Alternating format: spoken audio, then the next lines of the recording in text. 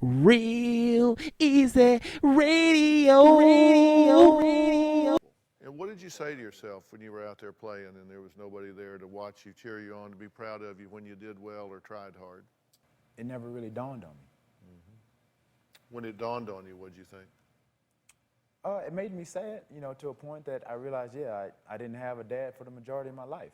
And again, anybody that has followed my career, they knew that, I didn't know who my dad was till I was like 10 or 12. And surprisingly as it may seem, he lived right across the street from me. So, but at that point, you realized that there was a void in your life. Yes, I did.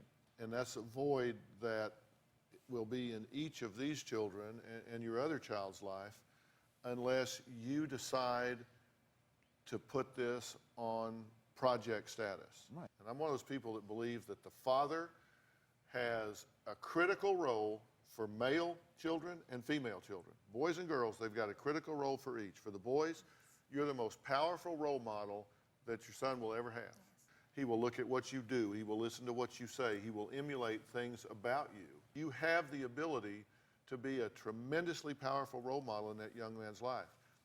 For your daughters, I can tell you that the more removed you are from them, the more vulnerable they are to get picked off by some guy taking advantage of them. If dad's there that says you are special, you are a princess, love yourself, value yourself, care for yourself, protect yourself, and I love you unconditionally, then when some old boy comes along and says, hey, I love you, so come over here with me and let me use and abuse your body, they'll say, wait a minute, I don't need that from you. I got that from my daddy. My daddy loves me. He values me. He's taught me to love myself. They're not going to be picked off by some guy. Those are messages that whether you feel they're received well or not, they need to hear. They need to get that from you. Do you agree with what I'm saying? I totally agree. Because the first love that I had in my life for a man was my father. That's the very first love that I have. And she can't get that from my dad. She can't get that from my brother. She needs to get that from you. And whether you like her or not, she's speaking the truth as a daughter. Now, you can question her motives, you can question everything else, but she's speaking the truth as a daughter. And that's what I want you to think about, because you have an opportunity, because it's not too late. You have an opportunity to say, look, these kids are not going to get caught up in the middle of this, and I'm going to tell the three of you something.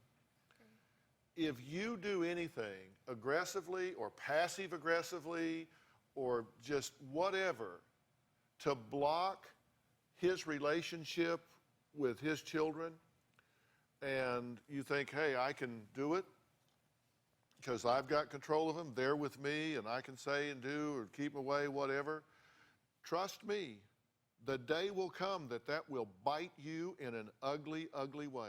Yes, it will. Because the day will come where these kids get smart. They figure it out.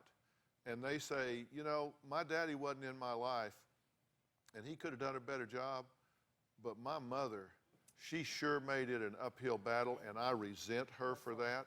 If you do that, they will perceive that. They will pick that up.